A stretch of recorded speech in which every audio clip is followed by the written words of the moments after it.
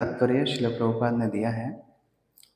पिछले 3 दिनों से हम श्री श्रीमद् भक्ति प्रेम स्वामी महाराज से सुन रहे थे और उसके बाद हठात से आपको झटका लग रहा है आज, क्योंकि इतना शुद्ध कृष्ण कथा सुनने के बाद आप लोगों के आशीर्वाद की अभिलाषा से जो कुछ मैं समझ पाया हूँ आपके साथ बोलने का प्रयास करूँगा।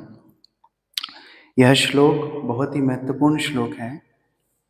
श्रील विश्वनाथ चक्रवर्ती ठाकुर बताते हैं कि ये दशम स्कंद का परिभाष सूत्र है। यह श्लोक परिभाष सूत्र मतलब जैसे मानो एक राज्य में एक राजा होता है, राजा एक ही होता है और से उस राजा के मंतव्य से सारी प्रजा चलती है। उसी तरह मान लीजिए कोई कक्ष में, अंधकार भरे कक्ष में एक दीपक होता है, उस दीपक के प्रकाश से ही हम उस कक्ष में कुछ कर पाते हैं। तो उसी तरह ये प्रभाष सूत्र है दशम स्कंद का, दशम स्कंद के 8वें अध्याय का ये 45वां श्लोक। और इस श्लोक के भाव के आधार पर ही सारे दशम स्कंद के लीलाओं का दर्शन हमें करना चाहिए। विश्वनाथ चक्रवर्ती ठाकुर यहाँ तक बोलते हैं कि अगर आप मथुरा लीला, द्वारका लीला का भी दर्शन कर रहे हो, उसका भी पाठ कर रहे हो, तो भी आपको ये श्लोक को स्मरण रखना चाहिए, जिससे आपको ये समझ में आए कि वृंदावन लीला कितनी श्रेष्ठ है। कई शास्त्र हैं, अनेक शास्त्र हैं, और उन शास्त्र में अलग अलग स्तर के तत्व ज्ञान की व्याख्या की गई है। जैसे प्रभुपाद बता रहे थे, ब्रह्मेति परमात्मेति भगवानिति शब्द थे। लेकिन श्रीमद् भागवतम एकमात्र ग्रंथ है जो हमें पूर्ण पुरुष भगवान से परिचय कराता है। एते चांस कलह पुंस कृष्णस्तु भगवान स्वयं। कृष्ण स्वयं भगवान है, ये परिचय भागवत हमको कराता है। लेकिन हमारे गौड़ीय वैष्णव आचार्य और एक स्टेप आगे निकल गए हैं। वो बोलते हैं कृष्ण के अंदर भी तो बहुत सारे व्यक्तित्व हैं, तो कौन सा कृष्ण श्रेष्ठ है।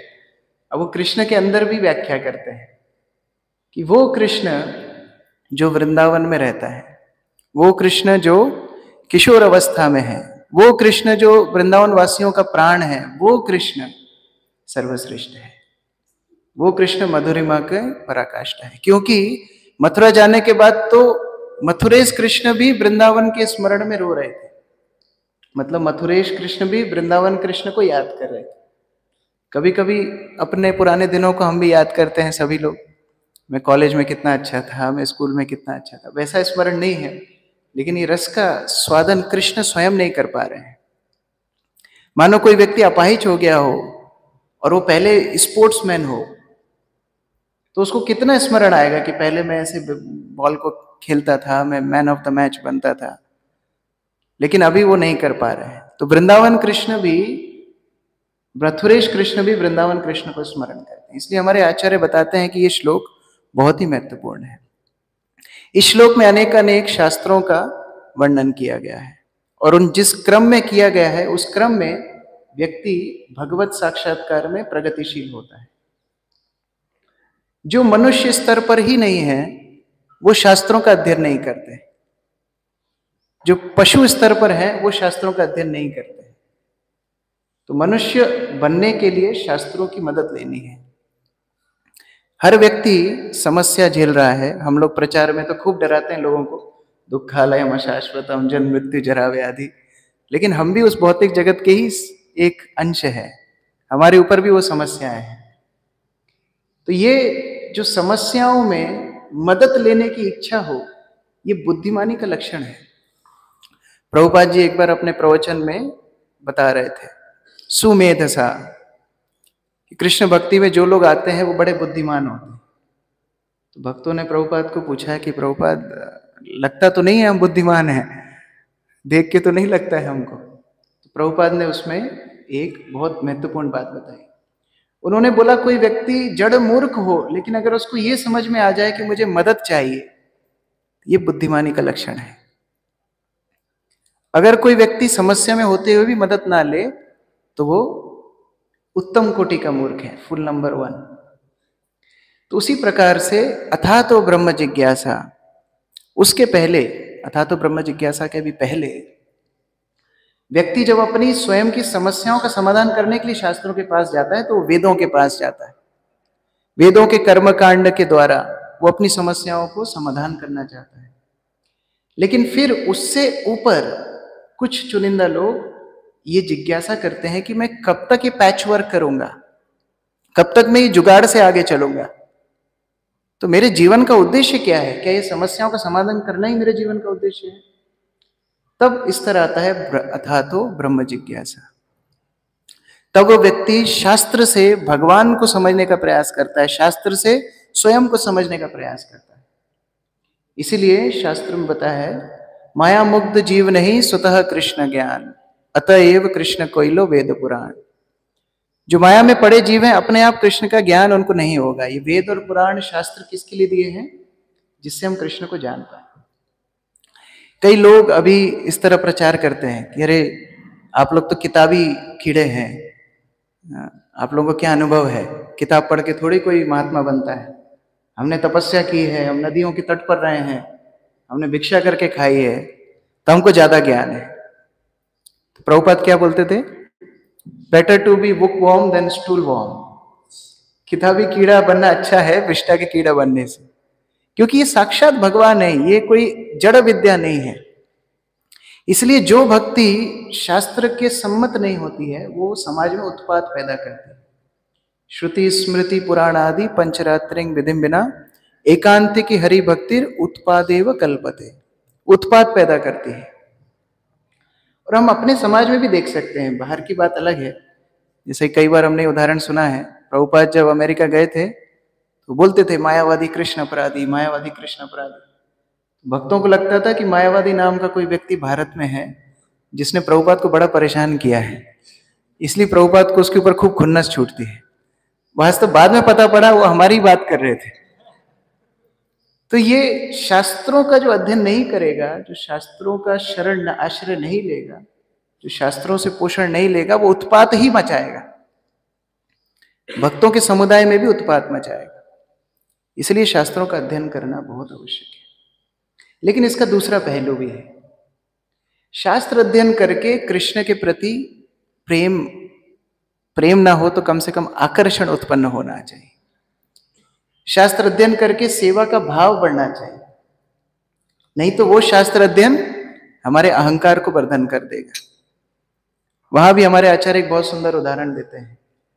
वो बोलते हैं शास्त्र में कृष्ण मिलेंगे, ये तो बात सही है, लेकिन ये कुछ ऐसा हुआ जैसे पांचांग में हम पंजिका में देखते हैं कि वर्षा काल कब शुरू हो रहा है, तो पंजिका हमको बताती है कि वर्षा काल कब शुरू हो रहा है, लेकिन पंजिका को निचोड़ने से बारिश नहीं होती है।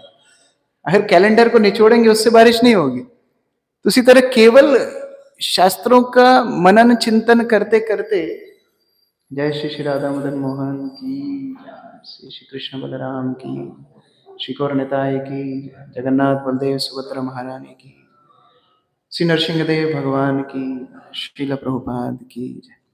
तो केवल शास्त्रों का अध्ययन करते करते अगर सेवा भाव ना आए, भक्तों के प्रति कृष्ण के प्रति आकर्षण ना जन्म ले, तो वो शास्त्रों का अध्ययन केवल हमारे अहंकार को ही वर्धन करेगा।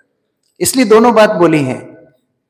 यहां बोला है श्रुति स्मृति पुराण आदि, और दूसरा ये भी बोला है वेदेश दुर्लभम अदुर्लभम आत्म भक्तो।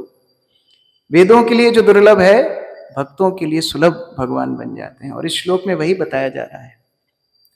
वेदों का उद्देश्य है, शास्त्रों का उद्देश्य है संबंध, अभिधेय और प्रयोजन। और वास्तव में तीनों में संबंध की ही व्याख्या है। संबंध में, संबंध स्तर पर हम संबंध को जानते हैं, अभिधेय स्तर पे उस संबंध के अनुसार कार्य करते हैं, और प्रयोजन में उस संबंध को वी रिलिश दैट रिलेशनशिप, उस संबंध को हम आस्वादन करते हैं।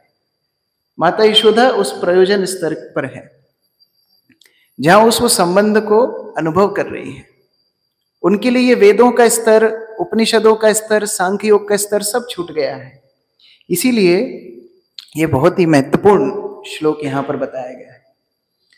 श्रील प्रभुपाद अपने भक्तों को लेकर के 1972 में जब वृंदावन गए प्रथम बार, राधा दामोदर में श्रील प्रभुपाद रहते थे और बाकी सारे शिष्यों को केशी घाट के मंदिर में रखे थे। रोज प्रभुपाद सुबह और शाम भक्ति रसामृत सिंधु के ऊपर प्रवचन करते थे। और दिन के समय प्रभुपाद उनको अलग अलग स्थानों पे ले जाते थे। तो एक समय पर सप्त देवालय दिखाने ले गए, एक समय पर बरसाना भी गए, और एक समय पर गए ब्रह्मांड घाट। तो ब्रह्मांड घाट पे जाने के बाद प्रभुपाद ने बोला भक्तों को नहाने के लिए, भक्त लोग नहाने लगे। प्रभुपाद बोले मुझे उतना अच्छा नहीं लग रहा है, मैं नहीं नहाऊंगा। लेकिन जब भक्तों को उत्साह से नहाते हुए देखा तो प्रभुपाद बोले मैं भी नहाऊंगा। तो प्रभुपाद के अंदर भी जोश आ गया। प्रभुपाद ने स्नान किया और फिर प्रभुपाद ने बोला अब मैं तुमको कथा सुनाऊंगा ब्रह्मांड घाट की। तो ये ब्रह्मांड घाट की जो कथा है, भगवान ने जो मिट्टी खाई थी वो कथा है, वो श्रील प्रभुपाद भक्तों को बताते हैं। और प्रभुपाद के शिष्य बताते हैं कि उस समय जब प्रभुपाद इसके प्रवचन कर रहे थे मानो बच्चे जैसे ही बन गए थे। वैसे अपने एक्सप्रेशन से, हाव भाव से कृष्ण के अभिनय करने के द्वारा वो कथा को बता रहे थे। क्योंकि ये बड़ी मधुर लीला है। एक ही अध्याय में 2 लीलाएं हैं जिसके माध्यम से एक बार कृष्ण को डांट नहीं पड़ती है, एक बार कृष्ण को डांट पड़ती है। काम दोनों ही उपद्रवी करे हैं, लेकिन एक बार डांट पड़ती है, एक बार नहीं पड़ती है। शुरुआत होती नामकरण संस्कार से, जहां गर्ग मुनि नामकरण करते हैं भगवान का। और उसके बाद जब थोड़ा सा ही रेंगना चलना शुरू कर देते हैं तो उनका उपद्रव शुरू हो जाता है, माखन चोरी शुरू हो जाती है। तो माखन चोरी की कंप्लेंट्स लेकर के जब गोपी माता यशोदा के पास आती हैं तो माता यशोदा हंस रही हैं। वो इतनी गंभीर बात कर रही हैं और माता यशोदा हंस रही है।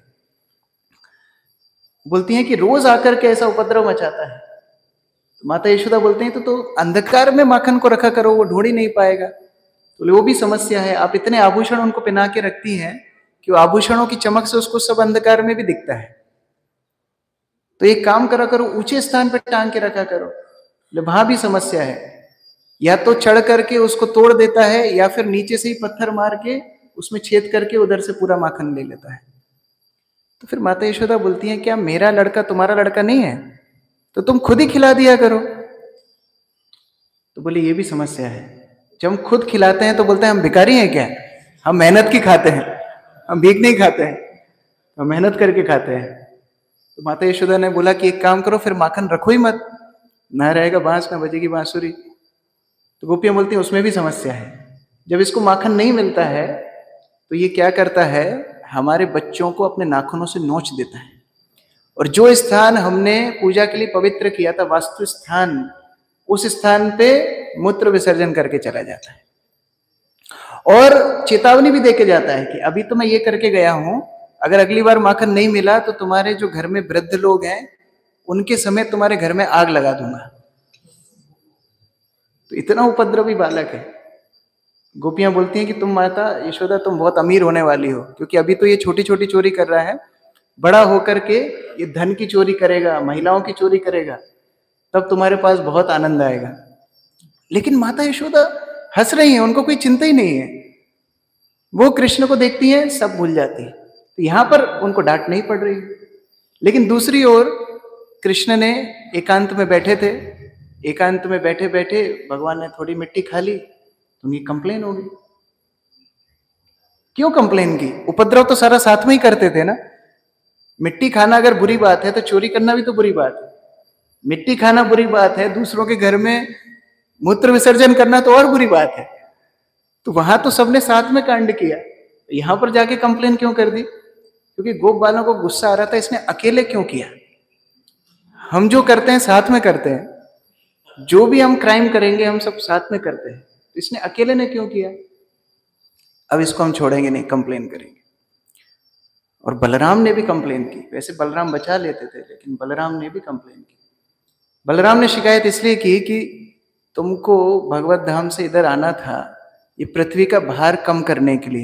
ये थोड़ी सी मिट्टी खा के थोड़ी पृथ्वी का भार कम होगा, ये क्या काम में लगे हो? तो बलराम ने भी कंप्लेन कर दी। और कृष्ण को मिट्टी खाने की इच्छा तो थी। माता यशोदा ने जब पूछा कि क्यों तुमने मिट्टी खाई है, तो बोलते नहीं, एकदम झूठी, षड्यंत्र मेरे खिलाफ रचा जा रहा है। क्यों षड्यंत्र रचा जा रहा है? क्योंकि वास्तव में हम अभी खेल खेल रहे थे और मैंने इन सबको हरा दिया था, और ये लोग अपनी हार नहीं मान रहे हैं, इसके लिए मुझे बदनाम करना चाह रहे हैं। वास्तव में हुआ था उल्टा, भगवान कृष्ण हार गए थे और वो अपनी हार नहीं मान रहे थे। और बोलते हैं माता मैं इतना सुंदर हूं ना इनको मुझसे जलन होती है। इनको लगता है कि मेरी शादी बहुत सुंदर लड़की से हो जाएगी, तो ये पहले से ही मुझे बदनाम करना चाहते हैं, जिससे मेरी शादी नहीं। तो बोले ठीक है, बलराम तो तुम्हारे साथ रहते हैं, तुम्हारे भाई हैं, उन्होंने क्यों तुम्हारी शिकायत की? बलराम ने इसलिए शिकायत की मम्मी, क्योंकि बचपन से मुझे पसंद नहीं करते हैं, आपको पता नहीं है।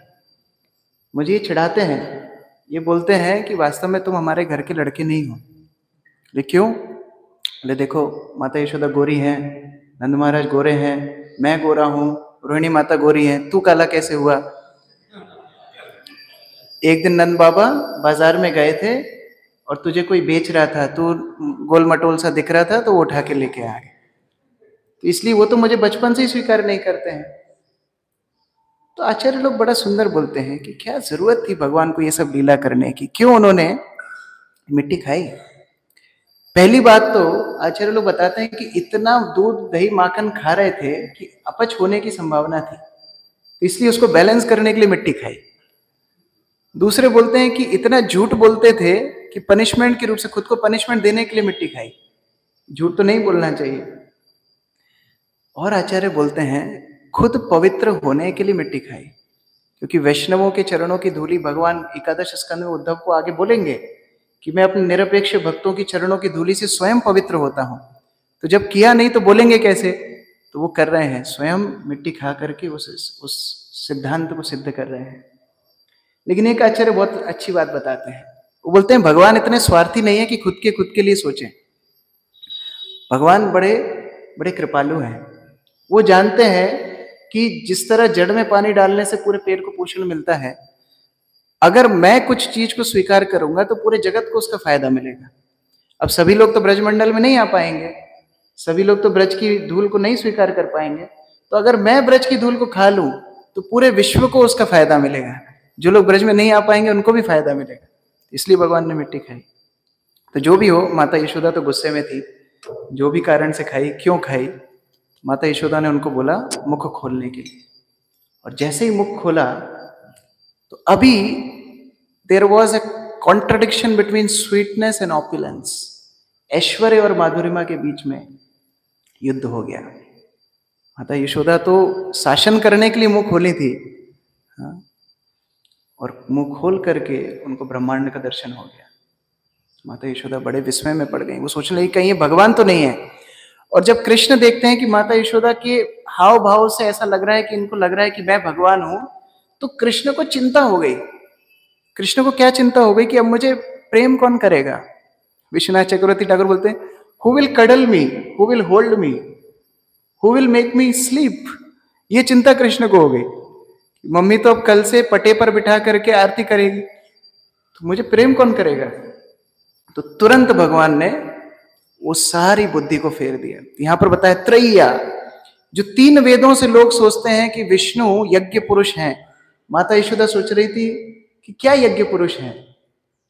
इसको तो मैं खिलाती हूं, यज्ञ से तो धान धन्य वर्षा आती है, इसको तो मैं खिलाती हूं, ये कौन सा यज्ञ पुरुष है? तो वहां पर यज्ञ पुरुष का सिद्धांत ध्वंस हो गया।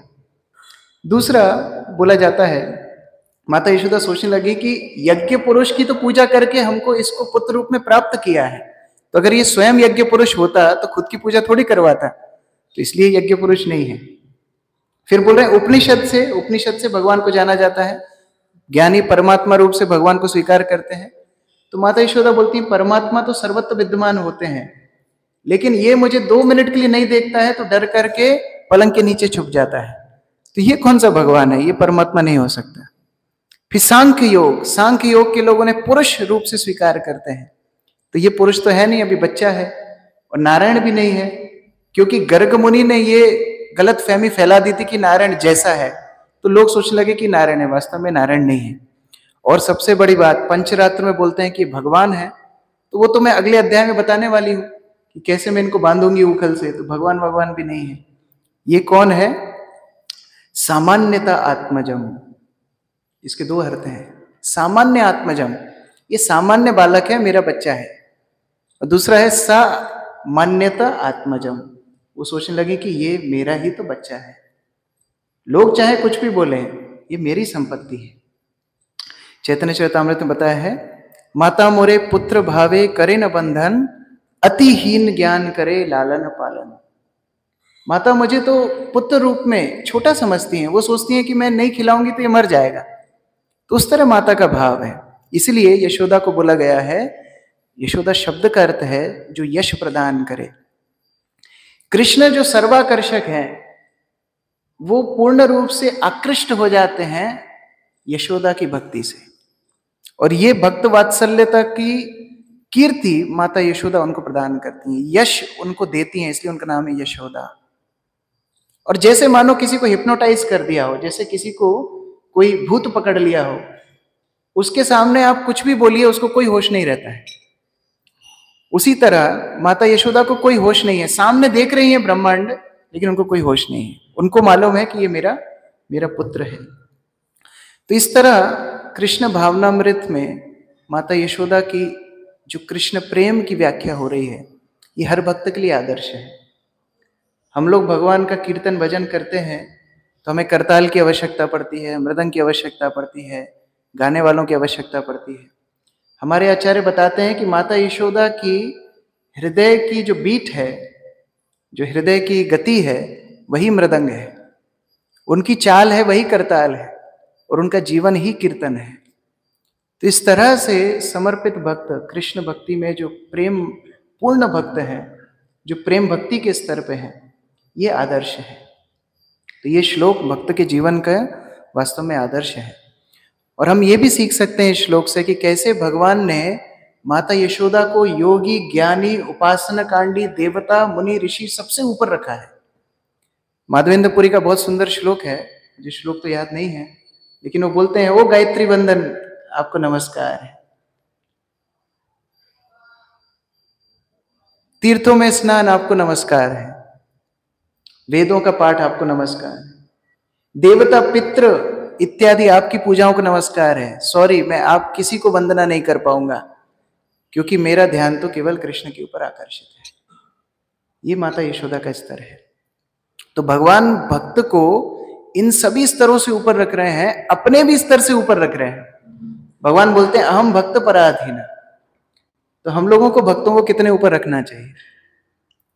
हम लोग इवन कॉर्पोरेट वर्ल्ड में पढ़ते हैं, सुनते हैं, putting the horse before the cart, लेकिन हमारे कार्ट ही सामने रहती है, हॉर्स का अता पता ही नहीं है, भक्तों का अता पता ही नहीं है। वास्तव में भक्त कितने विशेष हैं, ये हमको समझना है। हमको लग सकता है अरे ये भक्त तो अभी माता यशोदा के स्तर पे थोड़ी है। मुझे कल रंगनी राधा माता जी बता रही थी, वो बता रही थी कि जिस दिन मोहन यादव का चुनाव, मतलब मोहन यादव निर्वाचित हुए मुख्यमंत्री के पद पे, उसके एक दिन पहले ही उनके घर में एक अखबार आया था, और उस अखबार में मोहन यादव के बारे में उल्टा पुल्टा लिखा था। अब अगले दिन वो मुख्यमंत्री बन गया, तो अब जो अखबार छापने वाला है उसकी क्या गति होगी? वो तो कहीं मुंह दिखाने लायक नहीं रहा, उसका पैसा भी गया, मान सम्मान भी गया, सब कुछ गया, उसका काम अभी कुछ नहीं होने वाला अगले 5 साल तक कम से कम। तो ऐसे ही हमारे बीच के भक्तों में से कोई वैष्णव आचार्य तुल्य हो, कोई शुद्ध भक्त हो, तो बाद में हम क्या करेंगे? ध्रुव महाराज को ऐसे ही हुआ। ध्रुव महाराज को अपराध किया सुरुचि ने, जब ध्रुव महाराज शुद्ध भक्त नहीं थे, सकाम कर्मी थे, लेकिन सकाम भक्त थे, लेकिन बाद में शुद्ध भक्त बन गए, वो अपराध सुरुचि को लग गया। तो ये जो शास्त्रों में हम भक्तों के उदाहरण पढ़ते हैं, वास्तव में हम उन भक्तों के साथ जी रहे हैं, रह रहे हैं। कौन किस स्तर का भक्त है, हमको ये समझना चाहिए, और भक्तों के पोषण के ऊपर, भक्तों की सेवा के ऊपर ध्यान देना चाहिए। हम ऐसे समुदाय की सृष्टि करें जहाँ एक साथ भक्त एक दूसरे को आगे बढ़ाने का प्रयास करें, जहाँ एक साथ भक्त लोग कृष्ण भक्ति में, कृष्ण समर्पण में, गुरु समर्पण में एक दूसरे का सहयोग करें। तब जाके हम इन शास्त्रों के उद्देश्य को अपने जीवन में अपना पाएंगे। तो यहाँ पर बहुत ही विशेष ये श्लोक है, परिभाष सूत्र है। हम लोग एक और बार इस श्लोक का पाठ करके समाप्त करेंगे। त्रयी च उपनिषद भी च सांख्य योगै च सात्वतै उपगीयमान महात्म्यं सा उपगीयमान महात्म्यं हरिं सामान्यतमात्मजम्। हरे कृष्ण। ग्रंथराज श्रीमद् भागवतम की, श्रील प्रभुपाद की, समवेत भक्त वृंद की, निताई गौर प्रेमानंदे। हरे कृष्ण। कोई प्रश्न है? यस।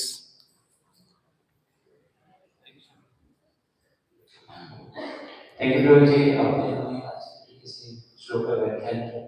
प्रभु जी, हमारे एक प्रश्न था कि जैसे जो भक्त प्रेम स्तर होते हैं वो भगवान को एक सामान्य जन से पुत्र के रूप में देखें और उसी तरीके से उनसे आदान प्रदान करें, और एक सामान्य भौतिकवादी मनुष्य भी अपने पुत्र को या अपने बच्चों को उसी प्रकार से प्रेम करता है, तो फिर इसमें अंतर कहाँ हो रहा है? जैसे कोई व्यक्ति गाड़ी चलाना सीखता है, जब उसको गाड़ी चलाना नहीं आता है और वो केवल पैसेंजर सीट पे बैठता है तो उसका ध्यान गाड़ी के ऊपर नहीं होता है, क्योंकि ड्राइवर गाड़ी चला रहा है। उसको बिल्कुल भी बोध नहीं है गाड़ी के ऊपर, वो अपना गाना गाता जाएगा, वो अपना कुछ और क्रिया करता जाएगा और गाड़ी में बैठा है मजे से। जब कोई गाड़ी चलाना सीखता है, आप उससे एक सेंटेंस भी बात करोगे ना, वो बोलेगा डिस्टर्ब मत करो, मैं ठोक दूंगा, मैं अभी नया नया सीखा हूं, मेरे को ध्यान देने दो, मेरे को बिल्कुल इधर उधर मत डिस्ट्रैक्ट करो। वो गाड़ी चलाता है। अब होता है प्रो ड्राइवर जो गाड़ी सीख जाता है। अब उसके लिए गाड़ी चलाना इतना नेचुरल हो गया, अब दोबारा से वो गाड़ी चलाना इतना स्वाभाविक भाव से कर रहा है। आप उससे बात भी करो, वो बीच बीच में खाता पीता भी जाएगा, वो गाना भी गाता जाएगा, वो सब बातें भी करता जाएगा, गाड़ी भी चलाता जाएगा। तो ये 3 स्तर है। एक है भौतिकवादी का स्तर, जिनको कृष्ण के बारे में कुछ आता पता ही नहीं है, तो वो लोग अपने भौतिक जीवन में मस्त हैं। फिर आते हैं साधन भक्त, उनको बड़ा कॉशियसली चलना पड़ता है। नहीं नहीं, ये भगवान है, हमको आकर के प्रणाम करना है, हमको आरती करना है, हमको सावधानी से जप करना है। ये साधन भक्त हो गए। अब प्रेम भक्त इतना नेचुरली भक्ति करते हैं कि उनको फर्क ही नहीं पड़ता कि भगवान है कि नहीं। उनकी आसक्ति इस स्तर पर हो गई है अभी कि ये भगवान है चाहे नहीं है, मैं इनको प्रेम करता हूं, ये मुझे प्रेम करते हैं। तो वो प्रो ड्राइवर की तरह हो गए। तो ये अंतर है। तो देखने में दोनों ऐसे दिखेंगे कि अरे देखो, ये भी भगवान नहीं मान रहे हैं, ये भी नहीं मान रहे हैं, लेकिन दोनों में अंतर है। एक गाड़ी नहीं चला सकता है, एक गाड़ी चला रहा है। तो उस तरह प्रेम के कारण माता यशोदा इत्यादि भक्त भगवान को भगवान रूप में स्वीकार नहीं करते हैं। वो अंतर है। ठीक है। Yes yes, please give mic.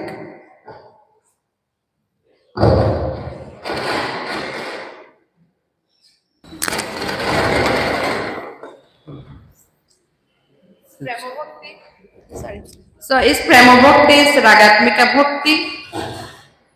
Very nice question. I was thinking to tell that. You can switch that off. Our revered Guru Maharaj would tell this very many times. He would tell this concept many times. बहुत बार हमारे गुरु महाराज इस सिद्धांत को बताते थे, और ये समझना बहुत आवश्यक है, क्योंकि अनेक अनेक सालों बाद भी भक्त इसको लेकर के कंफ्यूज ही रहते हैं। भक्ति 3 प्रकार की है, साधन भक्ति, भाव भक्ति, प्रेम भक्ति। और उस साधन भक्ति में 2 प्रकार है, वैदिक साधन भक्ति और रागानुगा भक्ति। हम जब भक्ति नियम के अनुसार शुरू करते हैं तो वो होती है साधन भक्ति, जैसा कि हम चर्चा कर रहे थे, श्रुति स्मृति पुराण आदि पंचरात्रि विधिम बिना। तो शास्त्र सम्मत गुरु की आज्ञा से जो हम करते हैं वो होता है वैदिक भक्ति। लेकिन गोलोक वृंदावन में वैदिक भक्तों की एंट्री नहीं है। गोलोक वृंदावन में केवल रागानुगा भक्तों की एंट्री है। रागानुगा भक्ति मतलब स्वतः भगवान के लिए वो भक्ति का अनुसरण करें। उनको कोई रोक टोक नहीं है, उनको कोई नियम नहीं है, लेकिन वो फिर भी प्रेमवश, जैसे आध्यात्मिक जगत में जब भगवान कृष्ण अपने नंद भवन से बाहर निकलते हैं तो उनकी सुंदरता को देख करके सब नीचे गिर जाते हैं, वो है दंडवत। लेकिन यहाँ अल्टर खुलता है, हम दंडवत करते हैं, अरे कोई देखेगा मैं खड़ा हूं तो अच्छा नहीं लगेगा। तो ये है वैदिक भक्ति, वो है रागानुगा भक्ति, दोनों में अंतर है। तो वैदिक भक्ति का अनुसरण करके कोई गोलोक वृंदावन नहीं जा सकता, लेकिन रागानुगा भक्ति के स्तर पर हम है नहीं। कृष्ण के कंधे पर गोप बालक चढ़ जाते हैं, हम मदन मोहन के कंधे पर चढ़ सकते हैं क्या? तो हम रागानुगा भक्ति कैसे पालन करेंगे? इसका समाधान करने के लिए चैतन्य महाप्रभु आए। चैतन्य महाप्रभु कौन है? स्वयं श्रीमती राधा रानी है। और राधा रानी से बड़ा रागात्मिका भक्त कौन होगा? राग मतलब होता है प्रेम, और जिसने प्रेम को आत्मसात कर लिया है वो है रागात्मिका भक्त। तो राधा रानी सर्वश्रेष्ठ रागात्मिका भक्ति है। और रागात्मिका भक्त का ना जो अनुसरण करता है वो होता है रागानुगा, क्योंकि अनुगा मतलब होता है अनुगमन। तो जो रागात्मिका भक्त का अनुसरण करता है वो होता है रागानुगा। तो इसका मतलब अगर कोई रागात्मिका भक्त का अनुसरण करे तो रागानुगा स्तर पे जा सकता है। अब राधा रानी सबसे बड़ी रागात्मिका भक्त है, अगर राधा रानी का कोई अनुसरण करे तो रागानुगा भक्त होगा।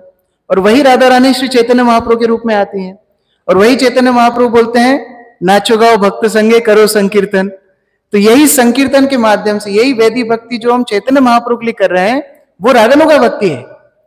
उसके लिए अलग से हमको हाव भाव, एक व्यक्ति मोर के पंख लगा करके नाचता था वृंदावन मंदिर में, प्रभुपाद ने उसको भगा दिया। ये रागानुगा भक्ति नहीं है। हमारी रागानुगा भक्ति है श्री चैतन्य महाप्रभु की दिखाई हुई वैदिक भक्ति को पालन करना, और उसको अगर हम पालन करेंगे तो गोलोक वृंदावन ही जाएंगे। ये चैतन्य महाप्रभु का हमको विशेष आशीर्वाद। Thank you Prabhu, thank you. Hare Krishna. Last एक क्वेश्चन ले सकते हैं? ओके, जय प्रभु।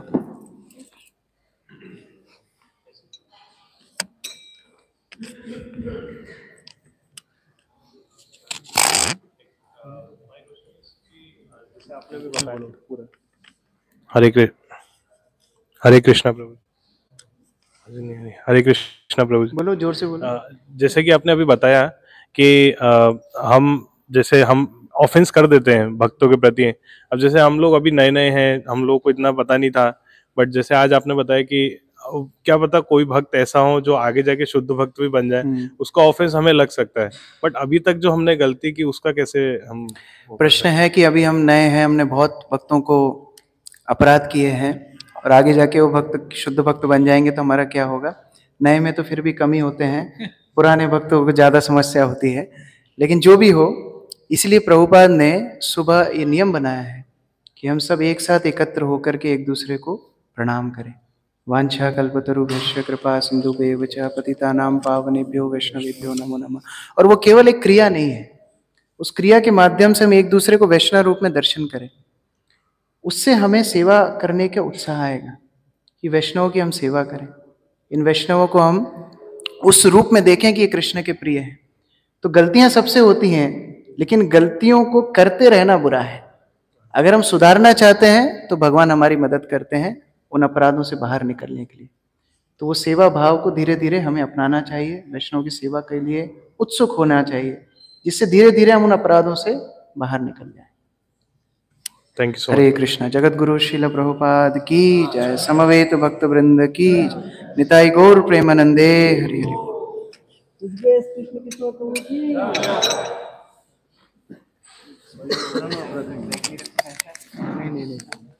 नहीं, जनरली क्वेश्चन लेता नहीं।